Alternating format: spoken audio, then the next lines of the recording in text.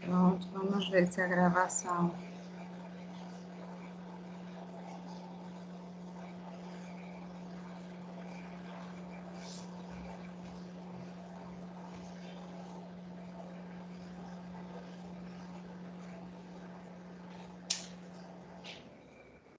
Pronto, pessoal, vamos lá.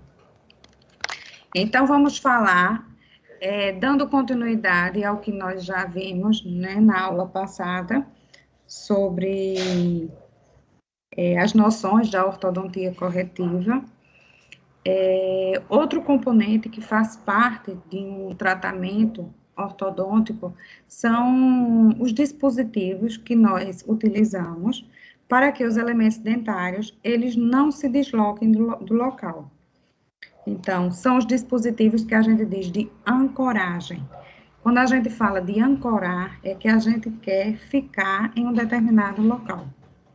Então, quando se joga uma âncora, é porque não quer que a gente se desloque para um determinado local. Isso a gente fazendo uma associação.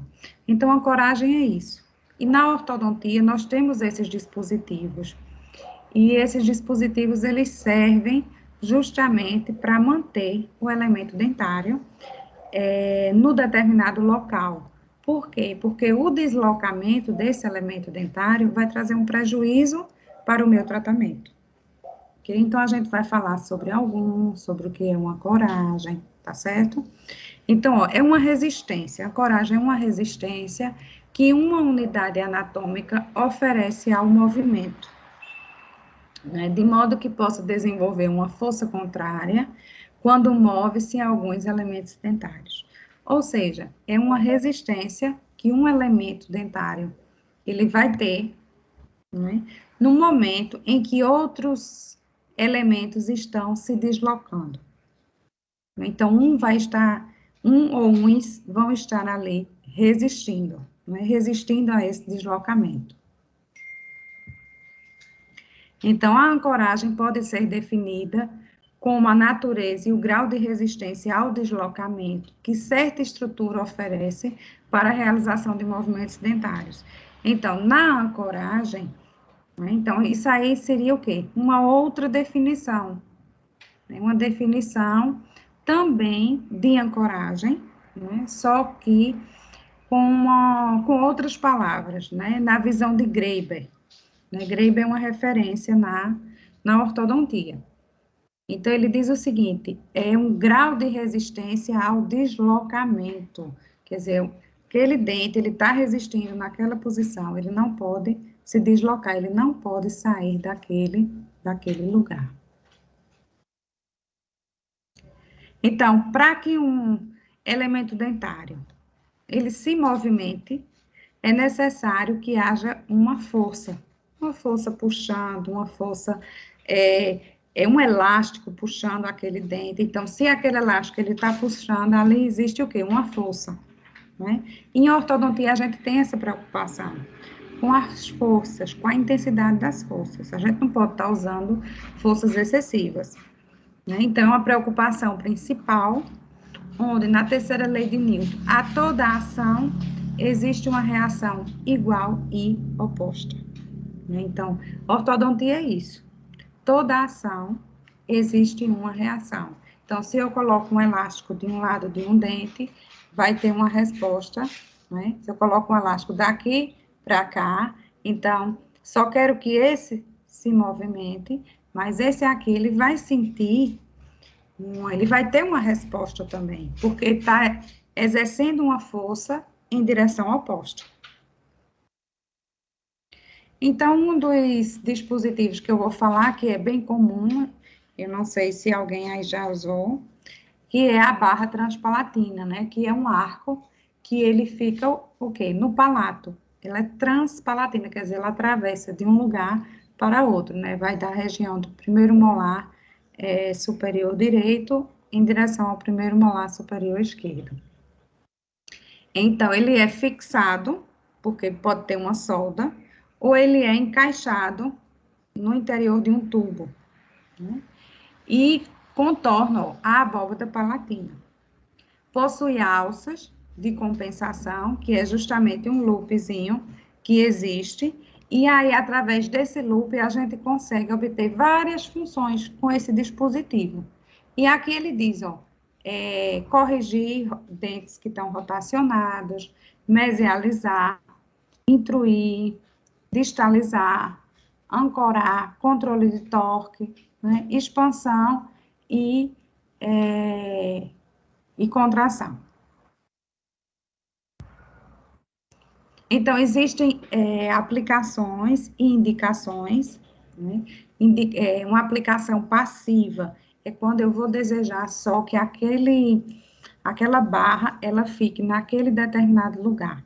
A função dela é manter aqueles elementos dentários ali, é manter a dimensão do meu palato daquele mesmo jeito. Ela vai estar passiva, porém, com a sua importância, né? Então, aqui ele diz, ó, manter as dimensões transversais, ancorar. Essa questão de controle de torque já é bem mais complexa, tá? Mas está relacionada à inclinação dos elementos dentários, certo? Então, estabilização do molar, eu quero manter aquele molar naquele local, né? E quando ela é ativa, está ativa, eu consigo através dela, fazer o quê? Movimentações nos elementos dentários. Então, todas essas movimentações eu posso realizar com esse dispositivo de ancoragem, né? Que além de ancorar, ele também tem outras funções. Então, as contraindicações, aí vê maloclusões de classe 2, né? Quando eu desejo extrair elementos dentários, e eu quero que meu molar ele saia do lugar, ele se desloque, ele mesialize, então faz sentido eu colocar uma ancoragem, né? E a maioria dos casos de classe 3 não cirúrgicos, né? Porque quando a gente vai fazer esses tratamentos, a gente quer deixar o quê? Os molares livres, eles podem se movimentar, eles podem mesializar, né? Mas aí já faz parte mais da mecânica ortodôntica. Então, aqui, ó, as barras transpalatinas, né, como eu falei, elas podem ser soldadas, que é essa da parte superior, e a parte inferior, ela tem um ganchinho que essa barra, ela fica adaptada aí dentro. E aí, depois a gente amarra com fio de amarrilho. Então, as modificações, né, às vezes tem um paciente que tem uma mordida aberta, né, que a gente falou, então a gente pode associar, né, tem às vezes você expandir mais de um lado do que de outro, aí você pode botar um braço sustentando, né, então existem várias possibilidades. Para a gente confeccionar esse dispositivo, tanto a gente pode confeccionar diretamente na boca do paciente, né? Você faz as medidas e vai fazendo as marcações, ou você molda e manda para o laboratório. Então, aqui, ó, tem todo o processo de como é que a gente faz. Eu até passei para vocês um vídeo que falava sobre a moldagem de transferência, né? Então, se enquadra aqui também. A gente seleciona os anéis e manda para o laboratório para que o aparelho seja confeccionado. Então, ó, faz a adaptação das bandas, faz a moldagem, né, coloca a cola, como a gente falou, vaza o gesso, faz as retenções para não ter o deslocamento. E aí você pode confeccionar essa barra com o fio, ó, 0,9 milímetros. Lembra que nós trabalhamos no laboratório, fazendo as dobras de fios, aqueles exercícios, nós usamos o fio com a espessura 0,7, né? E aí, esse é 0,9, então é um fio mais rígido, né? É um fio mais resistente, mais grosso do que aqueles que nós trabalhamos. Então, aqui tem a descrição: isolar, soldar, remover e dar o acabamento e o polimento. Então, isso é a forma como essa barra transpalatina ela é confeccionada, né? Existem as pré-fabricadas, que são essas aqui, certo? Elas vêm de existem vários tamanhos, então você tem que adquirir todos os tamanhos existentes para que, no momento do seu trabalho, elas sejam inseridas. E a sequência da confecção dessa barra? Então, é todo aquele processo que vocês viram no vídeo, né? Nós selecionamos as bandas, aí fazemos o quê? Fazemos a moldagem, depois faz a moldagem de transferência, e aqui o modelo já está pronto. Então, coloca um pedacinho de cera no palato, né? Para que o fio fique um pouquinho afastado, né, do palato, para não ter problema posterior. Faz essa alça, né? Através dessa alça que você consegue obter várias movimentações. Você consegue trabalhar com essa alça, com esse loop. Né? Então, aqui, ó, ela pronta, né? Foi dividido o modelo ao meio, que é justamente para centralizar. E aí, o fio, ó, ficando em contato com a banda. E aí, você vai fazer um processo de soldagem. Né? Vai usar o fluxo, vai usar a solda de prata, vai usar o maçarico para realizar a soldagem dessa banda. E aqui, ó, após a soldagem, ó, como tá, essa superfície está brilhosa, né? Houve solda de prata aqui e posteriormente foi dado o acabamento, né? E o polimento. Então, tá uma superfície bem brilhosa. E a barra transpalatina removível, a gente seleciona a banda, solda esse tubo aqui, onde vocês estão vendo duas partes nas verticais, e aí você vai confeccionar a barra transpalatina e vai adaptar aí no interior desse tubo. Né? Então, é um processo mais trabalhoso, que requer mais habilidade. Né? E quando eu dou aula na pós-graduação, na especialização de ortodontia, então, a gente orienta os alunos para realizar a confecção dessas barras e todo esse processo, né? Desde a inserção no interior do tubo lingual, até a forma como você vai fazer, você vai amarrar esse fio de amarrilho, ou até com uma ligadura específica, né? Desses elásticos separadores. Então, a gente faz todo esse processo nos articuladores específicos de ortodontia. Então, aqui, ó, o botão de Nance, que também é uma modificação, que também serve de ancoragem, né? Uma ancoragem, um tipo de ancoragem na ortodontia é esse botão, tá vendo aqui? Ele tem um apoio nos molares e nessa região anterior isso é resina acrílica autopolimerizável. Então, aqui já outro formato, né, com a resina incolor, e também serve de ancoragem. Então, nós vimos a barra, vimos o botão de Nance, né, quer dizer, reforço de ancoragem. Quando você vai confeccionar, a espessura do fio é a mesma, 0,9 milímetros, né, é a mesma da barra transpalatina. Então, tem que ser fios mais rígidos. E aqui a forma como faz a confecção do botão de Nance, o mesmo processo, né? O modelo tem que estar com as bandas, fazer, né, contorno do arco. Aqui, ó, você, após ter colocado a resina, você vai ter que isolar o modelo, porque você vai trabalhar com o fogo, né, com o maçarico, e aí você não pode danificar as estruturas que estão em torno, né, do seu aparelho. E nesse último slide aqui, a gente já vê o botão de Nance pronto, né? E com a soldagem sendo realizada. Então, se usou muito calor, mas nesse slide central foi feito o quê? uma proteção da estrutura, né? Deixando só de fora o pontinho, os lugares onde realmente a soldagem ia ser realizada. Então, aqui outros tipos, né, de dispositivos de ancoragem, já na altura de premolares, nós vimos dos molares, aqui, ó, na altura de premolares, tá vendo? Existem também hoje, né, que a gente, acho que vocês já ouviram falar, nos mini implantes, que também são dispositivos de ancoragem.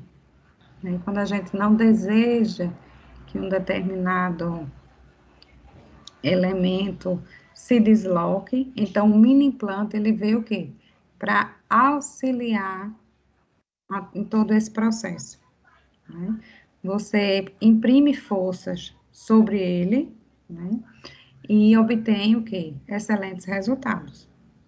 Então, aqui você observa, nesse caso, que o mini implante foi colocado, foi feita a extração de um elemento dentário, e eu estou querendo o quê? Deslocar esse meu molar, mesializar esse molar. E aí, eu não preciso mexer no bom relacionamento, no bom engrenamento dos outros dentes. Né? Os outros dentes estão bem posicionados. Então, eu vou utilizar como apoio esse mini implante, né? Que aí meu dente vai movimentar e aí eu não vou prejudicar os demais. E o mini implante vai estar ali, firme e forte. Quer dizer, uma excelente ancoragem na ortodontia, tá? Alguma dúvida, pessoal? Alguma pergunta com relação à questão da ancoragem?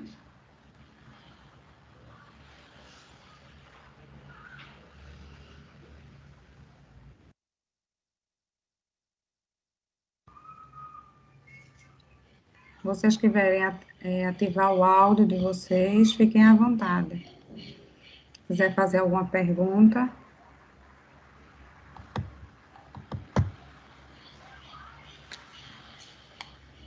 Tranquilo, pessoal. Então, em termos de ancoragem, né, o entendimento de vocês, que é importante, é que vocês saibam de que existem diversos dispositivos, que existem as barras, o botão de lance, existem os mini implantes, né, e todos esses dispositivos, eles vêm nos auxiliar também na mecânica ortodôntica, né, para que não haja deslocamentos, né, deslocamentos são movimentações dentárias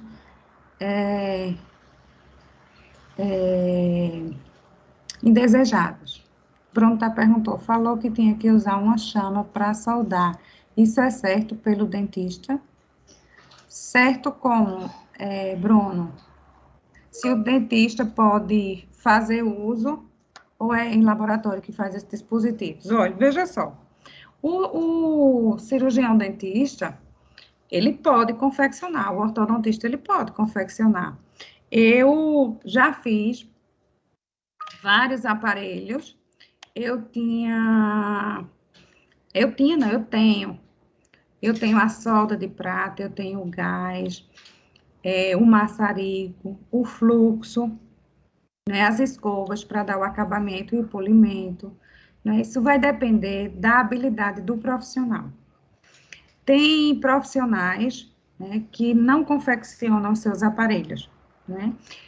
Existe a questão da demanda, né? Chega uma demanda, você não consegue fazer os seus aparelhos e aí você os envia para os laboratórios.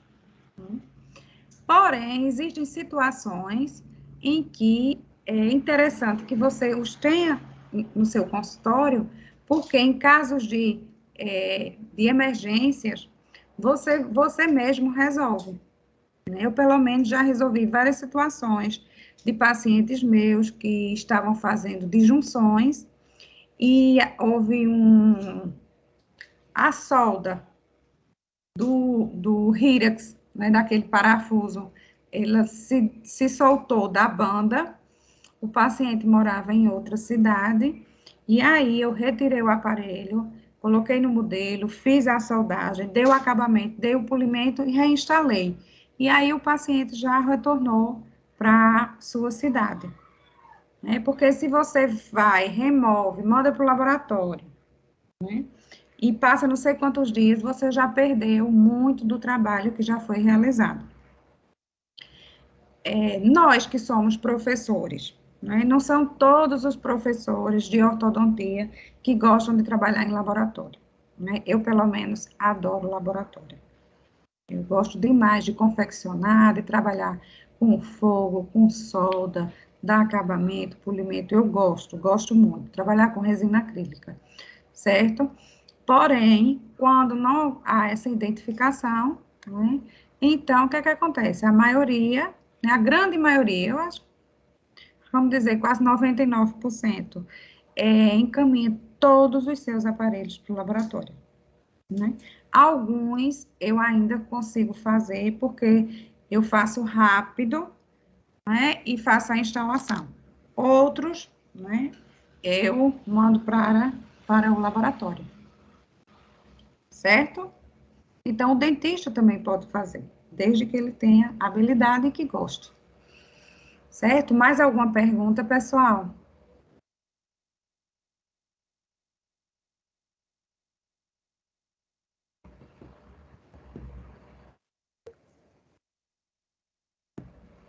Pronto, então a gente vai encerrar essa segunda etapa da nossa aula, tá? Para a gente falar um pouco sobre os princípios da movimentação ortodôntica. Vamos parar aqui a gravação.